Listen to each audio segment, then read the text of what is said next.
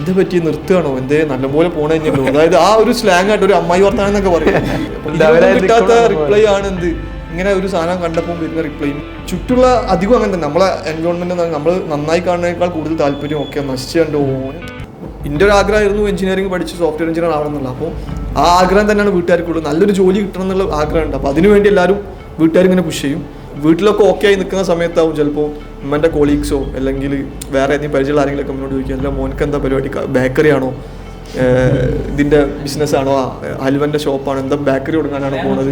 ഇത് ഭയങ്കര ബുദ്ധിമുട്ടാണ്. അതായത് ഉമ്മ ഡൗൺ ആവും. ഒരു ടീച്ചർ ട്രെയിനിങ് പ്രോഗ്രാം, ടീച്ചേഴ്സിന് ഇടയ്ക്കിടയ്ക്ക് ട്രെയിനിങ്സ്, വെക്കേഷൻസിലൊക്കെ ട്രെയിനിങ് ഉണ്ടാവും. അങ്ങനത്തെ ഒരു ട്രെയിനിങ്ങിന് പോയ സമയത്ത് അവിടുത്തെ ഇവരുടെ ട്രെയിനിങ്ങിൻ്റെ ഓരോ മൊഡ്യൂൾസ് ഉണ്ടാവും. അതിൽ ഒരു മൊഡ്യൂളിൽ അവർക്ക് പഠിപ്പിച്ചു കൊടുത്ത ഓൺടർപ്രണർഷിപ്പിനെ കുറിച്ചും സ്റ്റാർട്ടപ്സിനെ കുറിച്ചിട്ടൊക്കെ. അപ്പോൾ ഈ സ്റ്റാർട്ടപ്പ് ചെയ്യുന്നതിനെ കുറിച്ചിട്ടും ഇതിൻ്റെ ഇമ്പോർട്ടൻസും ഇതാണ് ഇനി പ്രോത്സാഹിപ്പിക്കേണ്ടത്, ഇന്ത്യക്ക് വേണ്ടത് ഇതാണ്, ഇങ്ങനത്തെ കാര്യങ്ങളൊക്കെ ടീച്ചർമാർക്ക് പറഞ്ഞു കൊടുത്തത്. അപ്പോൾ അത് കേട്ട സമയത്ത് നമുക്ക് ഭയങ്കര സന്തോഷമായി. അതായത് ഈ കാര്യമാണല്ലോ എൻ്റെ മോൻ ചെയ്യണമെന്നുള്ള ഒരു ഹാപ്പിനെസ് വന്നു. അതിനുശേഷം പിന്നെ ഉമ്മ വേറെ ആരും എന്ത് പറഞ്ഞാലും അതിനുള്ള റിപ്ലൈ ഉമ്മക്ക് തന്നെ കൊടുക്കാൻ കഴിയുന്നുണ്ട്. പിന്നെ നാട്ടുകാരുടെ പ്രശ്നമാണ്. അത് നാട്ടുകാരുടെ പ്രശ്നം ഒരിക്കലും തീരില്ല. ഇപ്പോൾ റീസെൻ്റ്ലി ഒരു എക്സാമ്പിൾ പറയാം. നമ്മൾ ഇപ്പോൾ ഈ മാമ്പഴക്കാലം എന്ന് പറഞ്ഞ ക്യാമ്പയിൻ ചെയ്യുന്ന സമയത്ത് നമ്മളൊരു ഒരു നോട്ട് റിലീസ് ചെയ്തു. ഞങ്ങൾ തിരിച്ചു പോവുകയാണ്, നമ്മളൊരു നോട്ട് റിലീസ് ചെയ്തു.